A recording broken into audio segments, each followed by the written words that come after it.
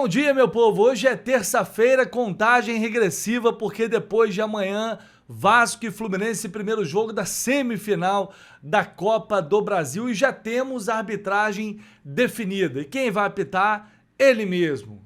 Quem poderia ser? Quem mais poderia ser?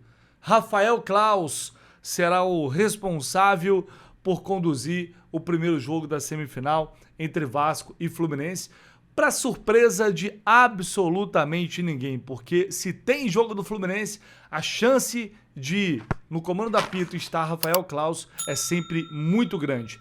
Esse ano, já foram seis partidas apitadas pelo Claus. Até o momento, 3 vitórias. Vou até compartilhar a tela com vocês aqui para ficar mais fácil a visualização. 3 vitórias, 2 derrotas e 1 empate. Esse árbitro que tem disparado o pior retrospecto apitando os jogos do Fluminense. Pior para o Fluminense, né? 47 jogos, 13 vitórias apenas, 10 empates e 24 derrotas. Recentemente, dá para ver aqui nesses últimos 12 jogos, lá no site flusão.info, que perdeu menos do que costuma perder, né? Foram 3 derrotas, 4 vitórias e mais 5 empates. O último jogo foi justamente a vitória sobre o Grêmio lá na Arena. Não acho que ele teve uma atuação ruim lá na Arena. O jogo acabou rendendo ali uma polêmica devido ao gol validado do Fluminense, gol anulado do Grêmio, impedimentos muito difíceis, realmente no limite ali para a intervenção do VAR, mas acho que no geral ele não teve uma atuação tão ruim assim. Pegando os outros jogos, Fluminense 1-0 Internacional, também não me lembro de nada muito relevante. Enfim, esse ano, cara, para falar a verdade, sendo justo, num geral, acho que vem sendo, em relação ao Claus, né, até um ano mais tranquilo do que em outras temporadas, como na temporada passada, por exemplo, aquele clássico contra o Flamengo. Enfim, é torcer para que ele tenha uma atuação correta, que não apareça de preferência, né? Árbitro que não aparece, geralmente apita bem. E, querendo ou não, ele é um dos mais experientes para conduzir um jogo desse tamanho e fatalmente estaria em uma das partidas da semifinal e tem uma chance bem alta de apitar também a final. Ou o segundo jogo ou o primeiro jogo, com certeza ele deve apitar uma das partidas. Enfim, Rafael Claus, de novo, aí no caminho do Fluminense. Por falar em clássico, eu já falei isso aqui, eu já pontuei isso, mas queria ser um pouco mais direto em relação a essa questão. Eu já estou observando na mídia, de um modo geral, assistindo alguns programas de ontem, porque agora começaram a falar do Fluminense, né? Finalmente, o Fluminense ganhou mais 9 vitórias em casa, 100% de aproveitamento, Zubeldia, né? Quando sobrou ali espaço ou quando não tinha mais para onde fugir, porque o Fluminense na última rodada passa todo mundo, chega na 5ª posição e garante uma vaga direta na fase de grupos da Copa Libertadores. Aí alguns programas que esqueceram do Fluminense durante boa parte desse período, onde já vinha fazendo uma grande campanha, agora resolveram debater o Fluminense. E resolveram também colocar o Fluminense como favorito nesse clássico. E eu nem vou entrar no mérito dessa questão de favoritismo, porque eu normalmente sou contra essa questão de favoritismo em clássico, no geral. Eu acho que clássico iguala demais. Quando você está falando de um jogo mata-mata, ainda mais. Então, eu evito, sinceramente, não consigo. É difícil olhar para um clássico e falar, pô, há um favoritismo muito grande aqui. E o mesmo vale quando do outro lado tem um time mais forte que o Fluminense, como foi o Flamengo em várias oportunidades. Eu falava, cara, eu não enxergo esse favoritismo. Os caras podem ter um time melhor, um elenco melhor, mas é Fla-Flu, amigo. E as coisas mudam. Em relação ao Vasco, acho que não tem muito debate. Hoje, neste momento, o Fluminense está melhor. O Fluminense joga melhor, tem um time equilibrado, um time que leva poucos gols, um time que é efetivo. Os números dizem isso. As atuações dizem isso. É inegável. Só que, cara, você vai pegar um time que tá mordido, um treinador que tá mordido, num jogo de mata-mata onde não tem muito a perder, né? É ir pro tudo ou nada. E a gente sabe que o Diniz, por característica, ele vai para esse tudo ou nada. Então, a gente tem que ter muito cuidado, porque a mídia vai começar a colocar o Fluminense como favorito, que é um time melhor, né? Que, enfim, tem jogadores que estão numa melhor fase. E isso não pode subir a cabeça de ninguém. Eu falei isso aqui no pré-jogo, antes da partida agora contra o Bahia. O Zubeldia está trabalhando intensamente nesses dias para evitar oba-oba, para evitar qualquer clima de relaxamento. Acabou o Campeonato Brasileiro, mas as decisões chegam agora. Então, é claro que cada um encara esse jogo como quiser. Sempre tem a galera da provocação e acho válido, o torcedor tem que fazer isso mesmo. Respeitar o Vasco, para não respeitar o Vasco e tal. Acho que o torcedor pode fazer isso, mas o time não. E não adianta olhar para a tabela e ver lá que o Vasco tomou 5 do Atlético, terminou na 15ª posição, 14ª. Isso não entra em campo agora. Retrospecto não entra em campo agora. Se a gente sentar para debater o que está acontecendo, a gente chega à conclusão inequívoca de que o Fluminense chega com muita condição de conseguir a sua vaga na final. Mas tem que confirmar isso dentro de campo. Tem que fazer prevalecer esse momento melhor, essa confiança, essa autoridade, enfim, levar tudo isso para dentro de campo, para provar lá que é realmente melhor. A gente olhar aqui o histórico recente, a gente não vê essa disparidade toda, né? São 3 derrotas. O último jogo, inclusive, no Maracanã foi aquela derrota por 2-0. Tem mais vitórias, são 5 vitórias ali nesse recorte de 12 jogos, com 4 empates. Enfim, não há uma discrepância tão grande como já houve recentemente. Então, todo cuidado é pouco. Esse oba-oba que pode vir de fora, esse excesso, enfim, de confiança, de favoritismo, esse discurso tem ficado do lado de fora. Entrar com humildade, trabalhar com seriedade, porque se fizer isso e jogar o que vem jogando, eu tenho certeza que a gente vai chegar nessa final.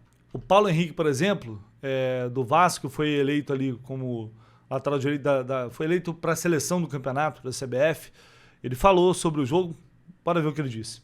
Eles vêm de bons resultados, nós infelizmente viemos de resultados negativos, mas como eu falei, se trata de jogo de Copa, é diferente de pontos corridos, é diferente das outras competições. Falar de favoritismo num clássico é muito difícil, eles vivem o melhor momento, sem dúvidas, mas cara, a gente tem tudo para chegar lá fazer 2 bons jogos e como você falou, nós já vencemos eles, temos de certa forma o caminho, óbvio que a equipe deles melhorou, evoluiu, criaram coisas diferentes, mas nós também viemos nos aperfeiçoando e eu creio que o professor vai ter uma ótima estratégia para que a gente possa lá e repetir o feito de vencê-los novamente, se Deus quiser.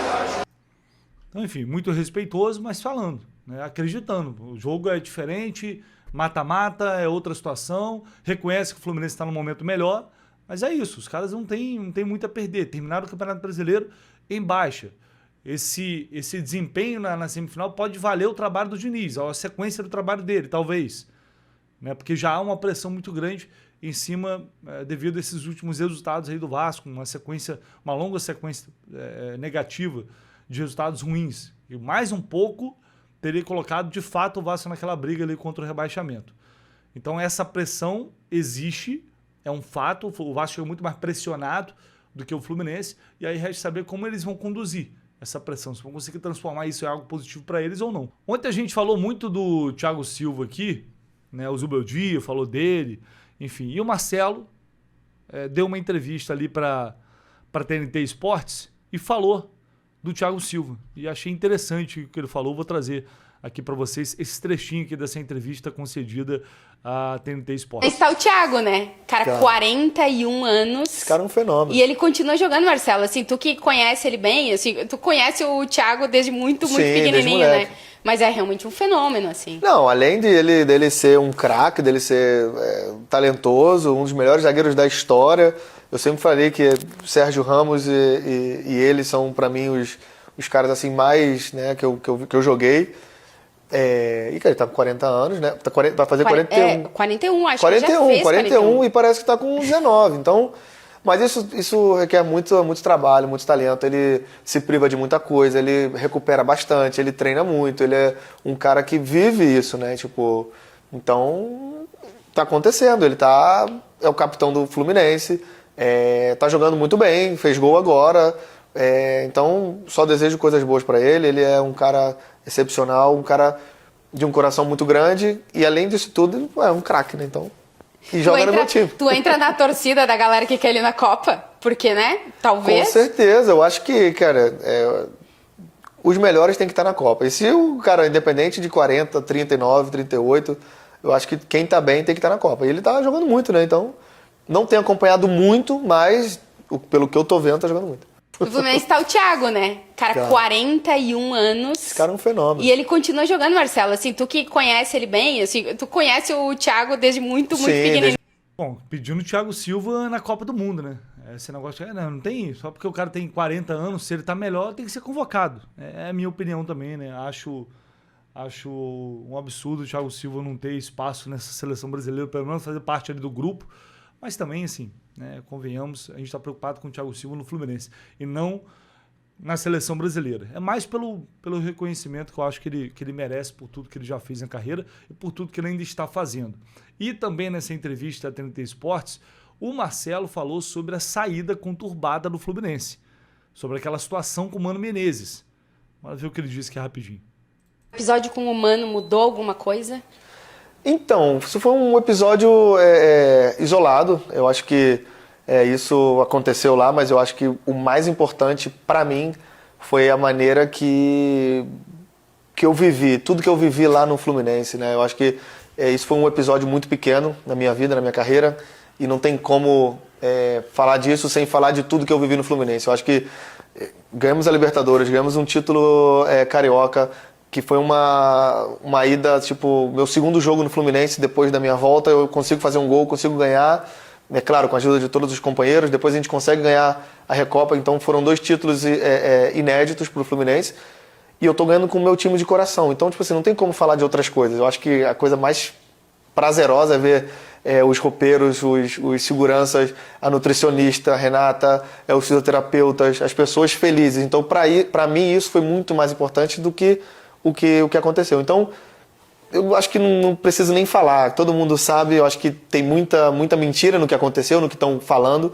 e muita gente falou sobre isso sem saber o que aconteceu. Então, eu prefiro não falar disso, eu prefiro falar das coisas boas que eu vivi no Fluminense e continuo vivendo, porque óbvio que eu vou falar para você daqui a pouco aqui o que eu tô fazendo com o Fluminense. Então, para mim, isso é muito mais importante do que aconteceu com a minha saída. O episódio... Enfim, ele não entra em detalhes, né? Ele prefere falar das coisas boas do que das coisas ruins. E é claro que aquele episódio, evidente, não apaga o que de bom foi construído, os momentos incríveis, o fato do Marcelo ter voltado para o time do coração dele, para o Fluminense, conquistado uma Libertadores, título inédito. Isso aí tem uma representatividade enorme, né? Para ele, para o clube também, para todo mundo. Isso aí não vai ser apagado. É indiscutível. Só que desde quando aconteceu o episódio com o Mano, ele fala que tem muita mentira, que a verdade vai prevalecer, mas ele nunca contou essa verdade, né? A verdade dele, já que ele disse que saiu muita mentira, e quem estava no clube, quem convive dia a dia no clube, a gente que na época apurou muita informação, a gente sabia que havia realmente uma dificuldade muito grande de relacionamento, de um modo geral, com o Marcelo, de pessoas do futebol, diretoria, jogadores também. Enfim, havia uma dificuldade muito grande. Ele era uma pessoa de trato ali complicado, difícil, e isso, obviamente, explodiu com todas aqueles montes de informações que foram saindo à medida que veio à tona ali. Na verdade, não veio à tona, né? Ficou explícito ali para todo mundo o embate entre ele e o Mano Menezes. O Mano falou: se ele ficar, eu não fico, eu saio, só continuo se ele não estiver aqui. O Marcelo chega no outro dia, naquele mesmo dia ele é comunicado que, enfim, haveria uma reunião no dia seguinte. Ele chega lá no CT para se reunir com a diretoria, é comunicado a ele que, enfim, ele não continuaria, e ele pegou, assinou. Beleza, tchau, vou assinar aqui. Assinou. Um abraço, tchau, virou as costas e foi embora. Então, isso foi, inclusive, bastidores que eu vi depois de toda aquela situação, né? A forma como tudo ali aconteceu. Então, enfim, há realmente muita coisa, muitos detalhes que levaram até a esse gesto, a esse embate final entre ele e Mano Menezes. E ainda bem que terminou dessa forma. Eu falo isso porque o Fluminense ficou na primeira divisão. E se o Mano sai naquele momento, eu acho que o Fluminense seria rebaixado.